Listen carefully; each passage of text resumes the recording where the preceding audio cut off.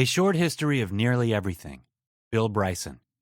In case the title itself isn't a giveaway, A Short History of Nearly Everything is a book about how we went from there being nothing at all to there being something, and then how a little of that something turned into us, and also what happened in between and since. There's a lot of ground to cover, so get ready for the intellectual odyssey of a lifetime. Lost in the cosmos, there are more protons in the dot of an eye than there are seconds in 500,000 years. That's how infinitesimal protons are. And yet, if you want to understand how our universe began, you'll need to shrink one of those protons down to a billionth of its normal size. Next, you'll need to gather up everything there is in our universe and squeeze it into that tiniest of spots. Scientists nowadays refer to this spot as a singularity. The initial singularity was so compact, it practically had no dimensions. Yet, it contained within itself all the energy and space-time of the known universe. One not-so-very-special day, about 13.7 billion years ago, for some mysterious reason, the singularity, figuratively speaking, just exploded. This was the Big Bang, the moment when everything began, including space and time. Then, in a single fraction of a moment, gravity and all the other forces that govern physics were produced. The singularity inflated, undergoing a sudden, dramatic expansion, and assuming heavenly dimensions, space beyond conception. In less than a minute, that single point of nothingness grew to be million billion miles across and continued to double in size every 10 to the 34th power seconds. Within the first 3 minutes, the time it takes you to make a single sandwich, 98% of all the matter there is, or will ever be, was produced. Even though at a much slower pace, the universe has continued expanding ever since. It has also continued evolving, creating hundreds of billions of galaxies. We don't really know why. But we do know that, as Bryson writes, if the universe had formed just a tiny bit differently, if gravity were fractionally stronger or weaker, if the expansion had proceeded just a little more slowly or swiftly, then there might never have been stable elements to make you and me and the ground we stand on. So, things turned pretty well for us. In fact, they turned out perfectly, in the very literal sense of that word. Where are all the aliens? The universe is ungraspably vast. To put things into perspective, imagine climbing aboard a rocket ship that travels at the speed of light, the maximum speed at which all energy and matter can travel in our universe. It would take you 7 hours just to get to Pluto, sitting at the edge of our solar system. At its center, our solar system hosts the Sun, an average-sized star, which is just one of the hundreds of billions of stars in our galaxy, the Milky Way. The Milky Way, in turn, is merely one of 140 billion or so other galaxies in the universe, many of them much larger than ours. That's such a big number that, to use Bryson's analogy, if galaxies were frozen peas, it would be enough to fill a large auditorium. Now, what are the chances that our galaxy, our solar system, and, finally, our planet, the Earth, are so special and privileged that they are the only ones to harbor any kind of life in the entire universe? Statistically, incredibly slim. The probability that there is life, and even other thinking beings out there, is very high. In the 1960s, a Cornell professor named Frank Drake calculated that even with the most conservative estimates, there should be millions of advanced civilizations in the Milky Way alone. For better or for worse, that doesn't mean that we're not alone. Once again, the universe is so vast that even if there are aliens, it's highly unlikely that we'll ever be able to contact them. Think about it this way. The average distance between stars in the Milky Way is about 30 trillion miles, or more than 5 light years. Even at very high speeds, these are fantastically challenging distances for any traveling individual. Moreover, there's a lot of empty space out there, and we do mean a lot. As astronomer Carl Sagan once worked out, if we were randomly inserted into the universe, the chances that you would be on or near a planet would be less than 1 in a billion trillion trillion. That's 1 followed by 33 zeros. Worlds, to quote Sagan's conclusion, are rare and precious. They are almost destined to be lonely. Helpful breaks. About 4.6 billion years ago, a great swirl of gas and dust accumulated in space and began to aggregate. 99.9% of it went to make a star. Goaded by its gravity, the remaining 0.1% of floating dust grains continued bumping and colliding with each other until they differentiated into 8 large clumps and about 200 smaller clusters. The star, of course, was the Sun. The 8 large clumps, the planets of our solar system, and the 200 smaller clusters, their natural satellites, the moons. In the beginning, there was nothing special about our planet, but over the course of the next 500 million years, frequent comet and meteorite visits brought water and all the components necessary for the successful formation of life.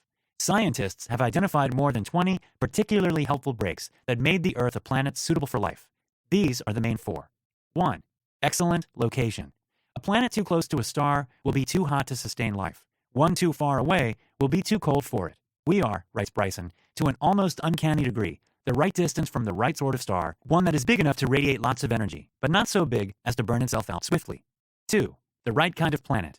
Our planet has the right elements in the right proportions. Moreover, it has a molten interior. Without it, the Earth wouldn't have been able to build an atmosphere and provide us with the magnetic field that shields us from cosmic radiation. 3. We're a twin planet. The Moon is more than a quarter the diameter of the Earth. Thanks to its substantial size, it has steady gravitational influence, which keeps the Earth spinning at the right speed and at the right angle. If the Moon was smaller, then the Earth wouldn't have had the sort of stability necessary for the long and successful development of life. 4. Timing. The Moon was created about 4.5 billion years ago from the debris blown out by a Mars-sized object after it slammed into the Earth. If this had happened last Wednesday, it would have been a cataclysmic event. If a city-sized asteroid had not hit the Earth about 70 million years ago, you probably wouldn't be reading this. Or, who knows, maybe you would be, but somewhere in a burrow, while licking your whiskers and flapping your tail. The Big Birth.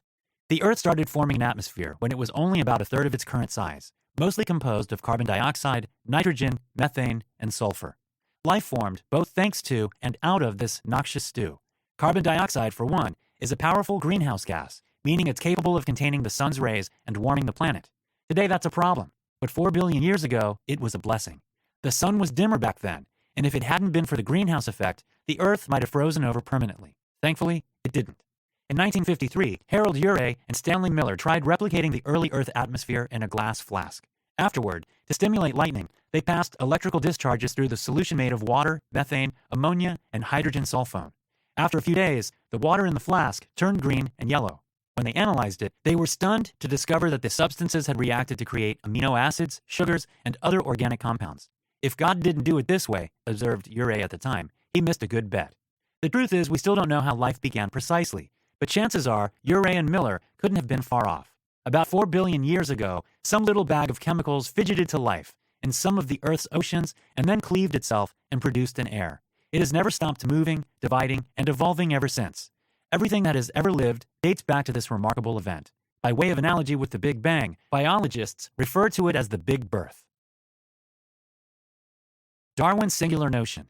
The process kick-started by the Big Birth eventually created bacteria, which were the only forms of life in our solar system for 2 billion years. At some point during this period, cyanobacteria, or blue-green algae, learned to absorb water molecules and sup on the hydrogen inside it, while releasing oxygen as waste. In so doing, these ancient cyanobacteria invented photosynthesis, undoubtedly the most important single metabolic innovation in the history of life on the planet, according to the already mentioned Carl Sagan. Oxygen was toxic for some organisms, but it was tolerable for others. So, some organisms failed to adapt and died, while others started using oxygen to produce energy more efficiently. One day, an adventuresome bacterium invaded another bacterium. It turned out that the symbiosis suited them both. The captive bacterium eventually became a mitochondrion, an organelle highly specialized into manipulating oxygen in a way that liberates energy from foodstuffs. This mitochondrial invasion produced the first eukaryotic or complex cell. Eventually, single-celled eukaryotes started joining together into multicellular beings. In time, big, complicated visible entities like us became possible. Cells are, however, very small, even the most complex ones. Human cells, for example, about 37 trillion in number, are essentially countries of 10,000 trillion citizens, each of them devoted in a specific way to your overall well-being. Nonetheless, most of them cannot be seen without the aid of a microscope. English polymath Robert Hooke used one in 1665 to observe and describe a cell for the first time in history. The discovery prompted scientists to think about the origin and progress of life. But it was not until 1844 that another brilliant Englishman by the name of Charles Darwin found enough evidence to trace our ancestry back to a protoplasmal primordial atomic globule, as Gilbert and Sullivan's opera Mikado puts it. Fearing religious persecution, Darwin made his notes public only a decade and a half later, in late November 1859. "There is grandeur in this view of life," he wrote back then. "From so simple a beginning, endless forms, most beautiful and most wonderful have been and are being evolved." Peas and genes. 3 years before Darwin published Origin of Species, about 800 miles away in a tranquil corner of Middle Europe, a retiring Augustinian friar named Gregor Mendel started conducting pea plant experiments. He published the results of these experiments in 1866, but nobody really took note of them. In fact, in the following 35 years, Mendel's paper was cited fewer than 5 times. As a result, it never reached Darwin, who died in April 1882, just 18 months before Mendel did. Too bad. since the paper established many of the rules of heredity and unwittingly demonstrated the inner workings of natural selection. What Mendel discovered was that the traits of edible peas are somehow controlled by some invisible factors, as he called them, which combine together from both parents in ways that can be determined with satisfactory accuracy. Moreover, he discovered that these factors retain their integrity after fertilization and are passed on to the next generations, even if their effects are not manifested in the current one. We now call these factors genes. We also consider the once ignored Mendel the founder of the discipline that studies them, genetics. Thanks to the genius of some scientists, such as the eccentric British Indian polymath J.B.S. Haldane, Mendel's ideas on heredity were united with Darwinian principles of evolution in a joint mathematical framework named the modern synthesis by English evolutionary biologist Julian Huxley in 1942. Just 11 years later, James Watson and Francis Crick identified the double-stranded molecular structure of the DNA, the final piece of the evolutionary puzzle. They published their findings in the April 25, 1953 edition of Nature, in a 900-word article that is now considered a watershed moment in the history of biology and our understanding of life and everything related. However, the article was largely ignored by the mainstream media at the time, which was more interested in Sir Edmund Hillary's conquering of Mount Everest and Elizabeth II becoming the crowned Queen of England. It took about 25 years for Crick and Watson's model of DNA to go from being plausible to being virtually certainly correct. X-rays and radiocarbon dating. Darwin's theory of evolution has been deservedly called the single best idea that anyone has ever had. It explained impossible complexity in a very simple way. Crick and Watson's identification of the structure of DNA made the explanation even simpler in all of its complexity. The two were so much aware of this fact that as soon as they devised the model, they ran to the local pub and announced to everybody that they had discovered the secret of life. Modern science concurs. However, so many things happened before and in between that made all of this possible. For example, Francis and Crick got their idea for the double helix structure of DNA from looking at the now famous Photo 51, an X-ray diffraction image of crystallized DNA, taken by English chemist Rosalind Franklin in May 1952. The two got all the glory and a Nobel Prize. Franklin, instead, got ovarian cancer and died in 1958. Just 24 years before that, chronic overexposure to radiation claimed the life of another brilliant female scientist, Marie Curie, the only person to win the Nobel Prize in two scientific fields, chemistry and physics. Thanks, in large part, to Curie's discoveries, an American physical chemist named Willard Libby was able to develop radiocarbon dating in the years following World War II. The process revolutionized paleontology and archaeology by allowing scientists to get accurate readings of the age of bones and other organic remains.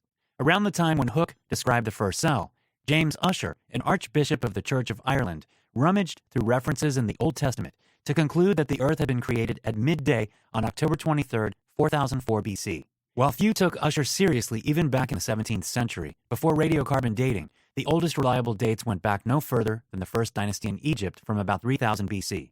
Thanks to Libby, paleontologists and archaeologists could afterward estimate, with satisfactory degrees of confidence, when the last ice age ended or when the dinosaurs disappeared. All they had to do was measure the amount of remaining radioactive elements in a rock or a fossil. Since radioactive elements decay at measurable rates, this made it possible for scientists to calculate the age of almost anything. One of them, an American geochemist named Claire Patterson, perfected the dating methods and, in 1956, used a meteorite, calculated an age for the Earth of 4.55 billion years. Suffice to say that Ussher was off. Way off. On the shoulders of giants. If I have seen further, wrote Isaac Newton in 1675 in a letter to the aforementioned Robert Hooke, it is by standing on the shoulders of giants. Newton was a giant himself, one of the most towering in history. Just 12 years after he made this claim, he published Mathematical Principles of Natural Philosophy, simultaneously one of the most inaccessible and influential books ever written. In it, Newton laid the foundations of classical mechanics by formulating the universal laws of motion and mathematically explaining gravity. About 2 centuries after his death, a seemingly ordinary patent examiner at the Swiss Patent Office in Bern put a picture of Newton on his study wall. Later, he developed a groundbreaking theory that superseded some of Newton's laws. He saw further. His name was Albert Einstein. In a paper published on September 26, 1905, Einstein introduced the world to his special theory of relativity, which demonstrated 2 things: that the laws of physics are the same for all non-accelerating observers, and that the speed of light in a vacuum is identical for all observers, regardless of their motion. However, for the speed of light to remain constant, some other things, such as distance and time, had to become relative. So, what Einstein suggested in 1905 was something quite bizarre: that time passed at different speeds for different observers, relative to their position and velocity. He didn't stop there. Merely 2 weeks later, in a paper submitted almost as an afterthought to the first one, Einstein showed that mass and energy are interchangeable, and that energy equals mass times the speed of light squared. While others tried to wrap their minds around these strange findings and their even stranger consequences, Einstein spent the next decade trying to incorporate gravity in his relativistic framework. The result was the theory of general relativity, which in 1915 refined Newton's law of universal gravitation by determining that gravity is nothing more but a warping or distortion in the space-time continuum. Weird planet. Around the same time as Einstein was transforming our understanding of the universe, a group of scientists were trying to transform his.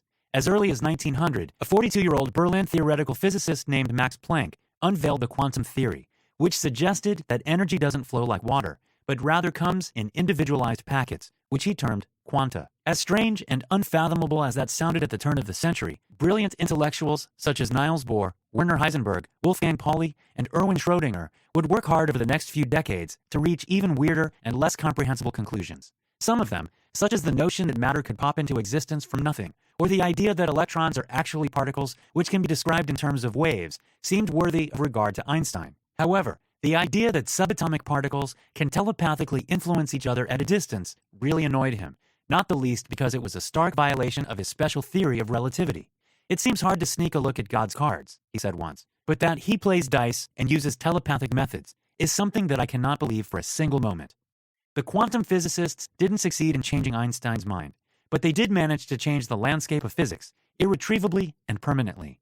Nowadays, we know for a fact, as Richard Feynman once commented, that things on a small scale behave nothing like things on a large scale. The telepathic understanding of subatomic particles is nowadays referred to as quantum entanglement and has been demonstrated experimentally.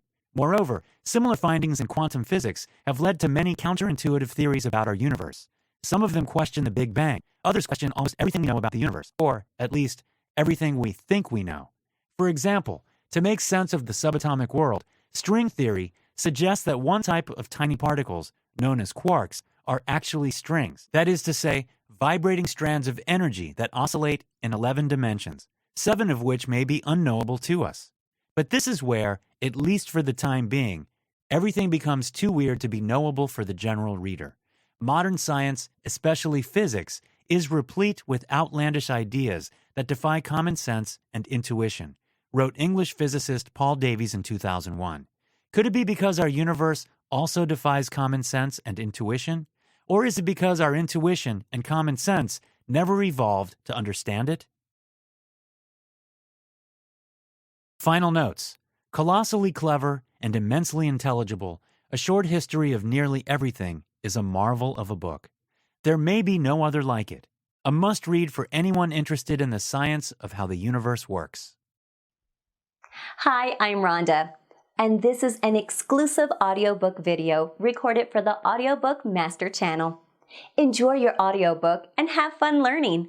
Don't forget to subscribe and hit the notification button so you'll get updated on our next upload. If you liked the video, give us a thumbs up and say your thoughts about the book we just covered. Do you want to listen to a summary or review of a book that we haven't covered in the past? Say it in the comments below or send us a message. Don't forget to check our other uploads. Enjoy listening!